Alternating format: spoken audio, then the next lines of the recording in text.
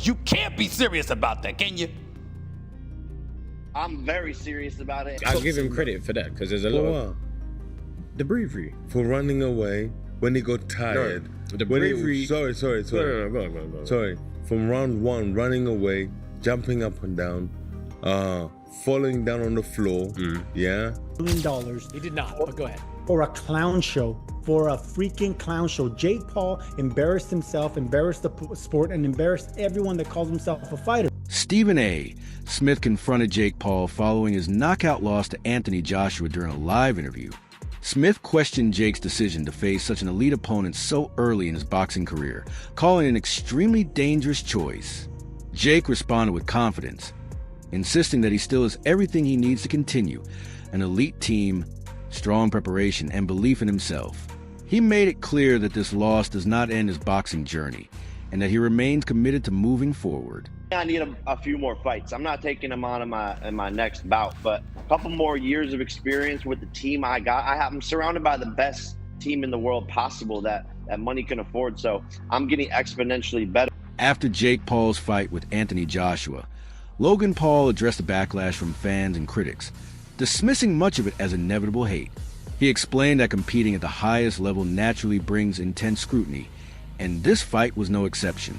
Logan acknowledged that no one realistically expected Jake to defeat a two-time Olympic champion, but emphasized that his brother's confidence and willingness to take the challenge made the effort extraordinary.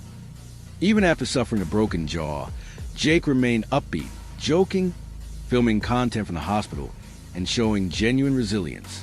Logan highlighted that this mindset, pushing through fear and adversity, is what fuels Jake's drive. Despite the loss, he sees the fight as a net positive, proving Jake's toughness and willingness to attempt challenges most people would never dare to face, earning respect through perseverance rather than victory. Haters gonna hate. It's just the name of the game, you know. When you're operating at the high level that my brother and I are, the haters come with it. I mean, statistically speaking, part-timer, I think the narrative's dead. I've been showing up every single Monday for the past month and a half. I've wrestled in 4 out of the 5 times I was there. I won every single match. So like, everyone who's yapping can now shut their trap because the narrative's dead. I mean, you brought the receipts. I think that the proof stands for itself. And you mentioned your brother. Jake went 6 rounds on Friday night with Anthony Joshua. I know how proud you are of him. You were in the hospital with him afterwards. You called him an absolute warrior and said on your Instagram that his broken jaw won't break his spirit. How did you think, and what did you think of how the fight went down? So, from strictly a logical point of view, I actually think it went down exactly as it was supposed to.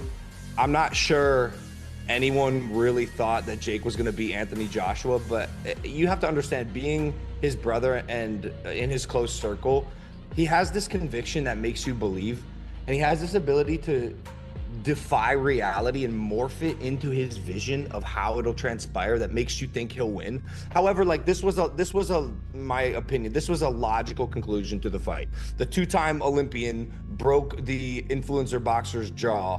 Like, okay, you know, we could have wrote it in a story and it would have made sense. That said, I think he did amazing. I'm incredibly proud of him. I think it was a net positive. I think the world can see now how tough Jake Paul is. Eddie Hearn offered insight into Jake Paul's performance against Anthony Joshua, pushing back against claims that Jake was simply running. Hearn explained that from the opening bell, it was clear Jake had little chance of winning against a fighter of Joshua's caliber. As a result, survival became the primary objective. The real question was not whether Jake could win, but how long he could last. Hearn pointed out that many doubted Jake would survive even a few rounds, yet he managed to go the distance, lasting all 6. Enduring the power and precision of a top-tier heavyweight demonstrated significant resilience. While Jake was not competitive in a traditional boxing sense, Hearn stressed that surviving under those conditions is an achievement in itself, highlighting Jake's toughness, mental strength, and ability to handle extreme pressure. Jake was running and Jake was hold back. Listen, I mean, at the end of the day, Jake had one job, and that was to try and survive. I mean, he was never ever going to win the fight, ever. And if you would have said to me, do I think he'll go 6 rounds? I would have said absolutely not. I mean, I felt that it would take AJ a couple of rounds to get hold of him. because I knew Jake can move a bit and he'd be moving off the back foot and he'd be holding.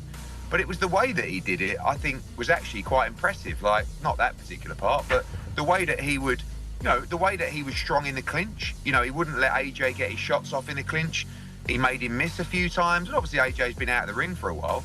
But to be honest, I think the most fascinating thing of the whole night in terms of the fight was how he didn't get flatlined by that right hand. I mean, I said going into the fight, it's probably going to take AJ a few rounds to get hold of him. And I also said, as soon as he lands clean, the fight's over, right? He landed a few before, but the first that he landed really clean was the final shot. But, he never flatlined Jake. I mean, he did break his jaw in 2 places, which is a disaster, but there are a lot of heavyweights that would have been out cold from that right hand. I mean, one of them was Francis Ngannou in a pretty similar shot, really. Do you know what I mean? So I actually give Jake unbelievable credit for doing it in the first place, but his performance as well. I mean, I stand by the fact that I think he's just a decent cruiserweight, but he did go in with Anthony Joshua, and look, the world is full of criticism and opinions and negativity. Who else is doing what he's doing at what is he, late 20s? I mean, quite phenomenal. I mean, the guy's a complete madman. I'm watching him come out to that ring walk, and he's just Stephen A. Smith further stated that Jake Paul cannot rely on his YouTuber background as an excuse when facing a true elite fighter like Anthony Joshua. According to Smith, if Jake still considers himself primarily a content creator, he has no business stepping into the ring with top-level professionals. High-stakes fights, he argued, demand full commitment and respect for the sport, not crossover fame or internet popularity. Boxing trainers for years. He takes the sport very seriously. Thank you. So let me ask you, that's the question I have, because great kid, great businessman, by the way, amazing. And I know how he does all this, the character and the persona. We keep saying that he doesn't want to be a boxer. He's not a boxer, but then Jake Paul is a boxer. Yeah, exactly. That's my point. Exactly. He's a boxer. He can fight. I respect it. So go in there against fighters. You should be climbing the ladder towards those other fighters and taking the sport seriously to the point where you're fighting Derek Chisora refused to give Jake Paul meaningful respect after the fight, challenging the idea that simply stepping into the ring equals bravery. He dismissed claims from figures like Chris Eubank Jr. that Jake deserves praise for lasting 6 rounds. Chisora argued that Jake spent much of the fight avoiding exchanges, falling and throwing very few punches. According to him, bravery is not just showing up or enduring pain for money. True bravery, he said, is risking everything for a greater cause, such as fighting for one's country. While Jake committed to the event, Chisora emphasized that surviving 6 rounds against professional does not automatically earn respect for skill or courage.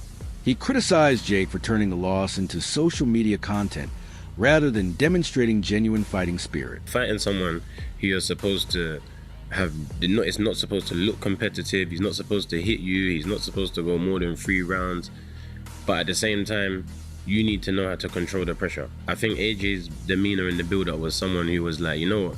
Everyone's saying these things, but this is how I see it. Yeah, I rate him. He can box a bit. He did say in an interview with Steve Bunce that when he was talking certain things, there's a part of me that wants to punch him in his face, but I'm just gonna chill. And I feel like that's how he handled the immense pressure.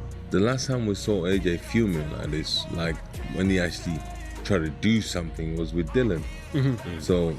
So we should not judge him when he says something like this, because when he don't say nothing, we say, oh, why is he not saying anything back? Yeah. And when he says something, we're like... One analyst argued that respect should not be attached to Jake Paul in this situation, stating that the fight was always driven by money rather than pure competition.